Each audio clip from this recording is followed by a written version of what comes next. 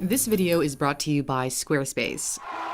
For decades, reusable rockets were commonplace in science fiction, but they only became a reality in 2015 when SpaceX landed the first stage of its Falcon 9 for the first time. NASA never tried to do anything like what SpaceX is doing. The closest NASA ever got to anything like it was the semi-reusable space shuttle. So why doesn't NASA fly reusable rockets? To answer this question, we need to go back to the 60s when NASA designed the Saturn V and hired contractors to build it. This monster rocket sent astronauts to the moon as part of the Apollo program. Fully fueled, it weighed over 6 million pounds, or about the same as 400 elephants, and stood taller than the Statue of Liberty. The Saturn V was not at all reusable. The first two stages would fall into the ocean. The third blasted the astronauts to the lunar surface and would either remain in space or crash into the moon. I doubt it ever occurred to the people designing the big F1 engines that you could make something that big reusable. And at that point in the evolution of the space program, I don't think reusability was a consideration. The government agency was instead focused on landing the first ever crew on the moon. A NASA employee also pointed to another reason the Saturn V was expendable. A flight operations directorate named Robert Frost explained that only about a dozen launches of the Saturn V were planned, so it was cheaper to use a disposable launch vehicle. In the end, the Saturn V ended up being very expensive, costing $185 million for every launch. That's about $1.3 billion today, adjusted for inflation.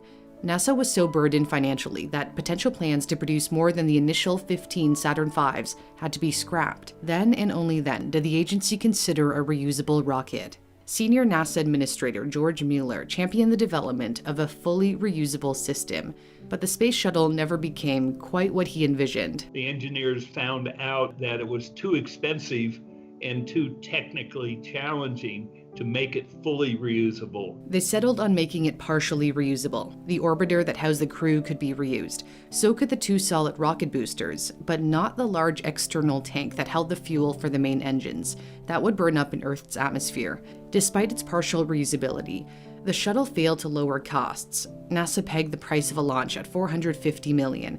However, several independent sources estimated that the actual cost was around $1.3 to $1.5 billion, in the same ballpark as the Saturn V, while carrying less payload, making it more expensive on a per-pound basis. One reason is that the space shuttle required a lot of work to prep for another mission. For example, 21,000 thermal protection tiles needed to be inspected. The boosters had to be fished out of the ocean to be refurbished, so it became difficult and costly to turn around the space shuttle quickly.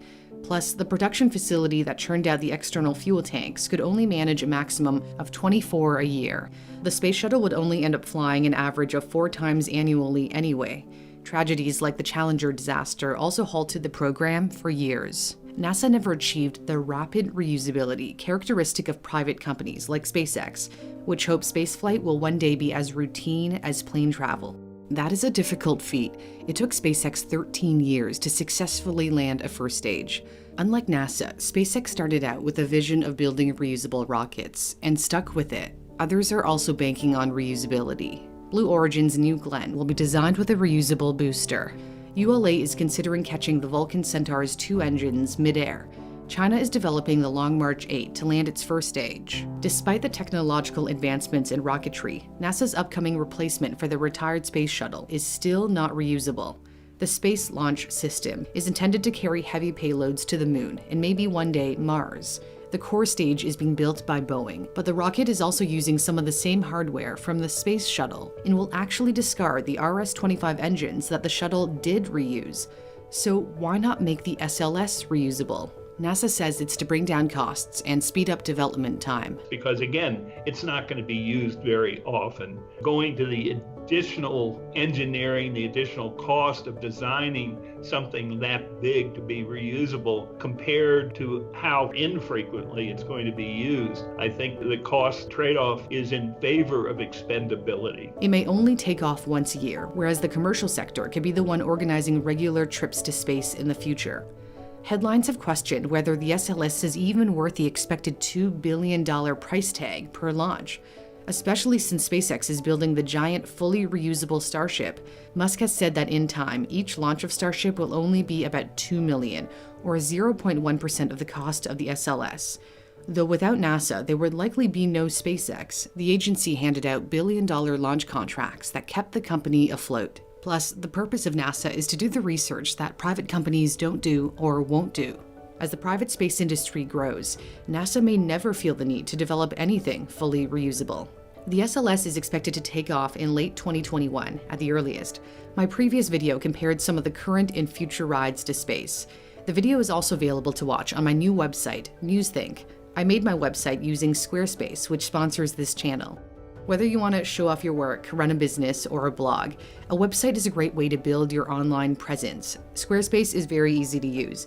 You don't need any experience in website building, and there are many beautiful templates to choose from. You can try it out for yourself for free for a couple of weeks by going to squarespace.com/newsthink. The link is in my description.